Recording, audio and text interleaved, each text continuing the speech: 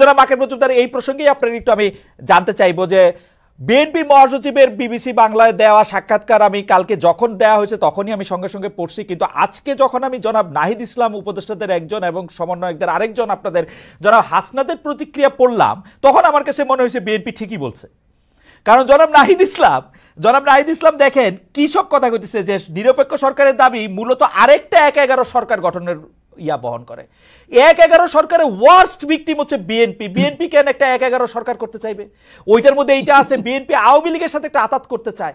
বিএনপির নেতৃত্ব সম্পর্কে আওয়ামী লীগের এই পালিয়ে যাওয়া প্রধানমন্ত্রী যে সব কথাবার্তা বলছে, এটা পাগলেও বিশ্বাস করবে বিএনপি আওয়ামী লীগের সাথে একমত হতে চায়। এইটা কি এইরকম আপনারও মনে হয় কিনা জনাব মজুমদার, যে আপনারা বেশি দিন আর কিছুদিন সরকারে থাকতে চান, সরকারে থাকার মজাটা আপনারা পাইছেন? এইটা এইটা এইটা এইটা আপনাদের মনে হয় কিনা জনাব মজুমদার? ধন্যবাদ খালেদ ভাই আপনাকে। কিন্তু আমি নাহিদ ভাই যে বক্তব্য দিয়েছে, যে স্ট্রেস দিয়েছে, এবং হ্যাঁ আমি সেটি ভালোভাবে পড়েছি। তো নাহিদ ভাই মূলত যে মেসেজটি দেওয়ার চেষ্টা করেছে, আমার কাছে মনে হয় যে আপনি বা এখানে ভুলভাবে অনেকটা ব্যাখ্যা হয়েছে। যেমন নিরপেক্ষ সরকারের কথাটা আসছে, বা এখানে উনি কিন্তু যেই ব্যাকগ্রাউন্ডটা টানছে সেই ব্যাকগ্রাউন্ডটা আমার মনে হয় যে একটু উল্লেখ করা উচিত ছিল। 5ই আগস্টে কি হয়েছে এটা দিয়ে কিন্তু নাহিদ ভাই তার স্ট্রেসটা শুরু করেছিল। তো এখানে মূলত 5ই আগস্ট বা তার পরবর্তী সময়ে এখানে আমাদের সাথে একদম 8ই আগস্ট পর্যন্ত কি কি হয়েছে তার একটা কিন্তু হিন্টস কিন্তু নাহিদ ভাই দিয়েছে সেখানে। তো এখানে 5ই আগস্টে যেমন নাহিদ ভাই গল্পটা বলেছে, আপনার জুলাইয়ের অনেক গল্প আছে যেগুলো আসলে আমরা জাতীয় ঐক্যের স্বার্থে, ভাই কিন্তু জাতীয় ঐক্যের কথা বারবার সেখানে উল্লেখ করেছিল, আপনি হয়তো পড়েছেন। জাতীয় ঐক্যের স্বার্থে আমরা অনেক কথা কিন্তু এখনো বলি নাই, বা এখানে রাজনৈতিক বিভাজনের যে রাজনীতি সেটা কিন্তু আমরা চাই নাই। তো সবকিছু মিলে কিন্তু আমরা জাতীয় ঐক্যের স্বার্থে আমরা অনেক কিছু মুখ চেপেছিলাম, মুখ বুঝেছিলাম। কিন্তু যখন আসলে এরকম মন্তব্য করেন বিএনপির একজন মুখপাত্র হিসেবে মির্জা ফখরুল ইসলাম আলমগীর, তখন আসলে এটা আমাদের জন্য আসলে এভাবে মুখ চেপে থাকা একটু কষ্টসাধ্য। নাহিদ ভাই মূলত এখানে আগস্টের মেসেজটা দেওয়ার চেষ্টা করেছেন, এবং একই সাথে ছাত্ররা কিন্তু এখানে নিজে নিজে গিয়ে কিন্তু এই সরকারে গিয়ে বসে যায়নি। এখানে ছাত্রদের মধ্যে যারা আন্দোলনকারী ছিল, আন্দোলনকারীদের পক্ষ থেকে একটা চাপ ছিল যে ছাত্র প্রতিনিধি সরকারের থাকা উচিত, এবং ছাত্রদের মতামতের ভিত্তিতে কিন্তু আমাদের প্রথমে 2জন উপদেষ্টা, পরবর্তীতে আরো একজন ছাত্র উপদেষ্টা হচ্ছে যে গভর্নমেন্টে গিয়েছেন। তো আমি যে জিনিসটা আরো স্ট্রংলি বলতে চাচ্ছি সেটা হচ্ছে যে এই জুলাই অভ্যুত্থানে যখন আমরা আন্দোলন শুরু করেছিলাম, আপনার প্রথমে কোটা বৈষম্য নিরসন আন্দোলন শুরু করেছিলাম, সেখানে বিভিন্ন রাজনৈতিক অংশীজনের বিভিন্ন ধরনের মতামত ছিল। অনেকে আমাদেরকে আমরা ভারত এন্টি ইন্ডিয়ান যে মুভমেন্টটা চলছিল সেটাকে ধামাচাপা দেওয়ার জন্য আমরা সরকারের সাথে আতাত করে মুভমেন্ট করেছি, এরকম মন্তব্য করেছেন। ইন্টারনালি আমাদেরকে অনেক ফ্যাসিবাদ বিরোধী শক্তির অনেক অংশ কিন্তু আমাদের সেই সময় সেই বিশ্বাসটা আমরা কিন্তু পাইনি। তো আবার একই সাথে এখানে 18ই জুলাইয়ের কথা যদি বলি, 18 জুলাই কিন্তু এখানে বড় বড় রাজনৈতিক স্টেক হোল্ডার অনেকেই আমাদের সাথে আসলে এই ছাত্রদের সাথে যখন গুলি চলছিল, 16 তারিখে গুলি চলছে, আবু সাইদ শহীদ হয়েছে, তারপরে একে একে শহীদ হচ্ছে, 17 তারিখ শহীদ হচ্ছে, 18 তারিখ শহীদ হচ্ছে। 18 তারিখে আমরা বড় রাজনৈতিক স্টেক হোল্ডার গুলোর থেকে সেই সাপোর্টটা পাইনি, সেটা একদম কিন্তু সাধারণ ছাত্ররাই কিন্তু মাঠে জীবন দিচ্ছিল এবং লড়াই করে যাচ্ছিল।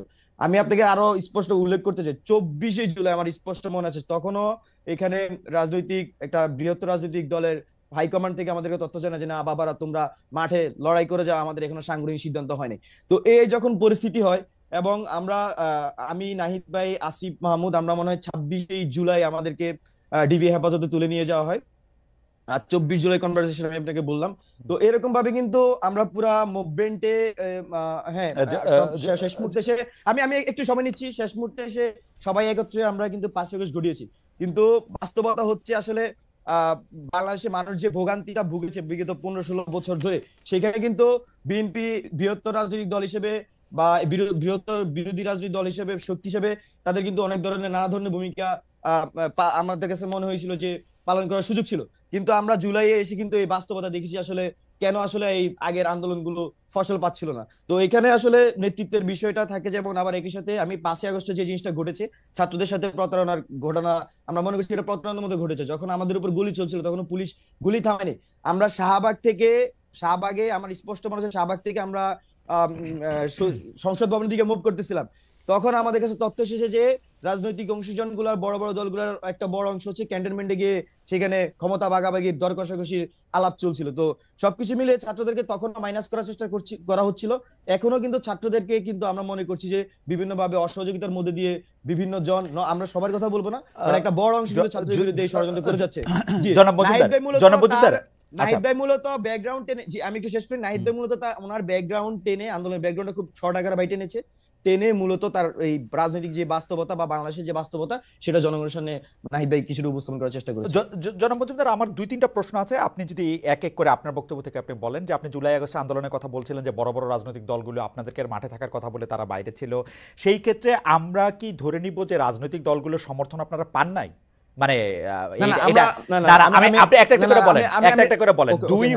দুই হচ্ছে রাজনৈতিক দলগুলো এটার ব্যাখ্যা দিতে গিয়ে এটা বলেছিল যে যেহেতু এটা সর্বজনের আন্দোলন, এটাকে পলিটিক্যাল আন্দোলন যাতে শুরু থেকে মনে না হয় সেজন্য তারা পিছনে থেকেছেন। এই কথা কি অসত্য কিনা? 3, বারবার বলা হচ্ছে যে শিবির আপনাদেরকে অনেক বেশি সাহায্য করেছে, জামাতে ইসলামী অনেক বেশি আপনাদের সঙ্গে ছিল, সেইটা আপনারা কত বেশি এইটাকে মনে করেন যে এটা ঠিক? এবং আপনারা যে ক্যান্টনমেন্টে গিয়ে ভাগাভাগির কথা আপনি বলেছেন এবং নাহিদ ইসলাম এটা বললেন, এই বিষয়টা কি আপনারা প্রমাণ করতে পারবেন? এই বিষয়টা কিন্তু অনেক বড় এলিগেশন, কারণ 5 আগস্ট শেখ হাসিনা যাওয়ার আগেই আপনারা এই এলিগেশন তুলতেছেন যে 3 আগস্ট তারা গিয়ে সেখানে ভাগাভাগি করছিলাম, আপনারা বিএনপিকে মিন করতেছেন।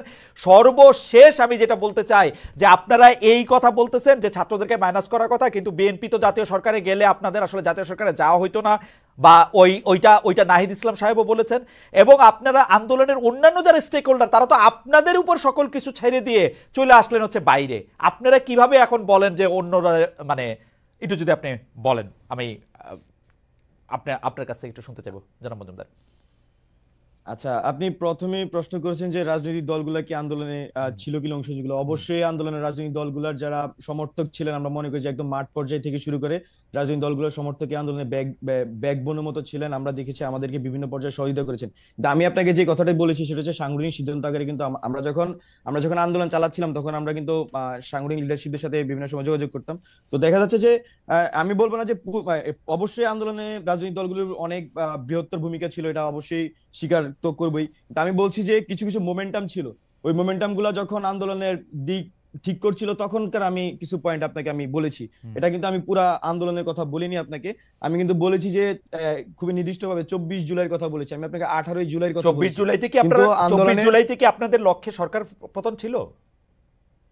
আমাদের যখন এখানে আপনার 16 তারিখে আমাদের শিক্ষার্থীদের উপর গুলি চালানো হয়, 17 তারিখে আমাদের ভাইদেরকে হত্যা করা হয়, এবং 18 তারিখেও আমাদের উপর গুলি চালানো হয়, 19 তারিখে গুলি চালানো হয়, 19 তারিখে আমাদের লিডারশিপের একটা বড় অংশকে গুম করে ফেলা হয়। তো তার পরবর্তীতে আমাদের কাছে কিন্তু বিষয়টা ক্লিয়ার হয়ে গেছিল। এবং 19 তারিখে গুম হওয়ার যে প্রেক্ষাপটটা ছিল যে তৎকালীন যে ফ্যাসিস্ট গভর্নমেন্টের আপনার আইনমন্ত্রী ছিলেন, উনি তো আহ্বান করেছিলেন যে ছাত্রদের সাথে বৈঠকের। কিন্তু আমরা কিন্তু তখন খুব স্পষ্টভাবে জানিয়েছিলাম যে গুলির সাথে সংলাপ নয়। সেই প্রেক্ষিতে দেখা যাচ্ছে যে আমাদের লিডারশিপের একটা অংশকে কিন্তু তখন গুম করে ফেলা হয়। এবং আমরা কিন্তু তখন আমাদের কাছে বিষয়গুলো ক্লিয়ার হয়ে যায় যে জি আমরা কিন্তু সরকার পতনেরই আন্দোলন করতেছিলেন 24 তারিখ। জি জি 24 তারিখে আমরা সরকার পতন আন্দোলনে ছিলাম মেন্টালি, জনগণ আমরা মনে করছি যে। এবং এই সময় রাজনৈতিক দলগুলি আপনাদেরকে আসলে এইটা বলার বা বোঝানোর পরও তারা আপনাদেরকে সহযোগিতা করে নাই, এটা আপনারা মিন করতেছেন? আমি বলবো যে রাজনৈতিক দলগুলোর যারা সমর্থক এবং সাংগঠনিক দায়িত্ব ছিলেন বিভিন্ন পর্যায়ে, তারা আমাদেরকে যথেষ্ট সহযোগিতা করেছেন, তারা মাঠের মধ্যে সেই কাজটি করেছেন। কিন্তু আমরা নেতৃত্ব পর্যায়ে থেকে আসলে গ্রিন সিগন্যাল পাইনি, যেটাকে আসলে গ্রিন সিগন্যাল আকারে আমরা বলছি। সেটা কিন্তু অবশ্যই আমরা অগাস্ট মাসে গিয়ে কিন্তু আমরা সেটা পেয়েছি। সেটা এই একটা আমরা ইসে এসেছিলাম। আপনারা মনে করছেন যে এটা জুলাইতে পেলেই ভালো হতো? জুলাই, হ্যাঁ, এটা কিন্তু 18 জুলাই যদি আমরা পেতাম হয়তো আমাদের এই মানে আমার এটা অগাস্টের যাওয়া হতো না আর কি। আমরা যেটা মনে করছি অগাস্টের 5 তারিখ লাগতো না, সেটা আরো আগে হওয়ার সম্ভাবনা বা সুযোগ ছিল। এই সময় রাজনৈতিক দলগুলো একটা হালুয়া রুটির ভাগে ছিল সরকারের সাথে। না না, আমি সেটা স্পষ্ট না, তবে আমাদের কাছে যে তথ্য ছিল আমি সেটা আপনাকে উপস্থাপন করার চেষ্টা করেছি খুবই শর্টলি। বাট আমাদের কাছে মনে হচ্ছিল যদি আমরা 18 জুলাই বা 17 জুলাই সেই গ্রিন সিগন্যাল সকল পর্ষদ থেকে পেতাম তাহলে আসলে আমাদের এই ডিসিশন নিতে অনেক বেশি সুবিধা হতো। তারপর আমরা যেটা সবসময় আন্দোলনের চেষ্টা করছি সেটা হচ্ছে জনগণের ভাষাকে বোঝার চেষ্টা করছি, মাঠের অবস্থা আমরা বোঝার চেষ্টা করছি, সেই হিসেবে মানুষের ভাষায় কিন্তু আমরা ট্রান্সলেট করে আমাদের কর্মসূচির মাধ্যমে রূপান্তর করার চেষ্টা করছি। আপনারা কিন্তু একটা জিনিস খুব স্পষ্টভাবে দেখেছেন আশা করি, যে এই 3 আগস্ট যখন আমাদের 3রা আগস্ট যখন আমাদের এক দফা ঘোষণা হয় তখন কিন্তু প্রথমে আমাদের যে শহীদ মিনারে আমি সঞ্চালনা করছিলাম, নাহিদ এক দফার ঘোষণা দেয়। তখন শহীদ মিনারে নাহিদ ভাই যখন বক্তব্য দিচ্ছিলেন, মানুষজন ওনার ওই বক্তব্যের মাঝামাঝি সময়ে যে এক আঙ্গুল তুলে ফেলছিল পুরো শহীদ মিনারে, মানে প্রেসারটা কিন্তু মাঠ থেকেই ছিল। তো আমাদের আবার এট দ্য সেম টাইম আমরা সেই সময় রাজনৈতিক দলগুলো ক্যান্টনমেন্টে গিয়ে আসন ভাগাভাগি করছিল।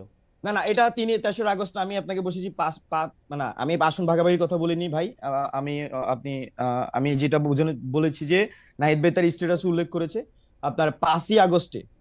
5ই আগস্টে যখন আমরা রাস্তায়, তখন হচ্ছে যে রাজনৈতিক দলগুলোর একটা অংশ হচ্ছে যে আপনার ক্যান্টনমেন্টে চলে গিয়েছিল এবং ছাত্রদেরকে সেখানে কিন্তু রাজনৈতিক মাইনাস দলের করার। অংশটা কোথায়? আমি নাহিদ জি ইসলামের স্ট্যাটাস থেকে বরং পড়ি। জি ছাত্র জনতা যখন রাজপথে লড়াই করছে, পুলিশের গুলি অব্যাহত রয়েছে, তখন আমাদের আপোষকামী অনেক জাতীয় নেতৃবৃন্দ ক্যান্টনমেন্টে জনগণকে বাদ হ্যাঁ। দিয়ে নতুন সরকার পরিকল্পনার ব্যস্ত ছিলেন। এটা কারা, মানে কোন হুম। রাজনৈতিক গ্রুপ? এখানে আপনার বিএনপি? ক্যান্টনমেন্টের ক্যান্টনমেন্ট এখানে তো আমি আমার তো বাহিনী মনে আসছে না, তবে বিএনপি প্রতিনিধি ছিল। তারপর হচ্ছে যে আরো বেশ কয়েকটি দলের প্রতিনিধি ছিল, যেখানে ছাত্রদেরকে 3জন বা 4জন সমন্বয়কের নাম তখন আমরা স্কুল দেখছিলাম, কিন্তু তারা আসলে ছাত্র সমন্বয়ক ছিলেন না। বা আমাদের যারা নেতৃস্থানীয় ছিল কাদের সাথে আসলে তখন ওই যোগাযোগটা হয়নি। তো এই বিষয়টি আসলে আমাদেরকে তো এই সময় শিবির, মর্মাহত করেছে। এবং জামাত শিবিরের অবস্থান কিরকম ছিল সে সময়? এখানে আন্দোলনের সময় আমাদের রাজনৈতিক ছাত্র সংগঠনগুলো হচ্ছে রাজনৈতিক যে ছাত্র সংগঠনগুলো, বিশেষ করে ছাত্রদল, ছাত্র শিবির বা বামপন্থী ছাত্র সংগঠনগুলো, তারা আমরা মনে করছি যে ভ্যানগার্ডের মতো এই আন্দোলনের ভূমিকা পালন করেছে। এবং আপনারা যারা আমাদেরকে সামনে দেখেছেন, তারা আমরা নিউক্লিয়াসের মতো আন্দোলনের কাজ করার চেষ্টা করেছি। তো এখানে আমি 24 মনে তারিখের করছি যে গ্রিন সিগন্যালের ছাত্র কথাটা যেটা সংগঠন। বলতেছেন, 24 জুলাই গ্রিন সিগন্যালের যেটা কথা বলতেছেন, যেটা বিএনপি থেকে আসে নাই, সেটা কি জামাত থেকে আসছিল? গ্রিন সিগন্যাল কি না জামাত না, দিয়েছিল? এখানে আন্দোলনের মধ্যে হচ্ছে আহ, বিভিন্ন বলা চলে যে বিভিন্ন পর্যায় ছিল। হ্যাঁ, এক এক পর্যায়ে আমরা ওকে। আসলে এক এক ধরনের সহযোগিতা পেয়েছি। হুম। তো এখানে আমি যেটা উল্লেখ করেছি সেটা 24 জুলাই, সেটা একটা কনভারসেশন আমি আপনাকে করার চেষ্টা করেছি, হুম। বলার চেষ্টা করেছি। তবে এটা খুবই এরকম উল্লেখযোগ্য না যে আমি একই সময়ে আরেকটা রাজনৈতিক স্টেকের সাথে আমাদের যোগাযোগ হচ্ছিল কিনা। জি, ধন্যবাদ। না, আমি এটা ঠিক আসলে বুঝতে পারতেছি না। আপনার কাছে আমি আবার আসবো।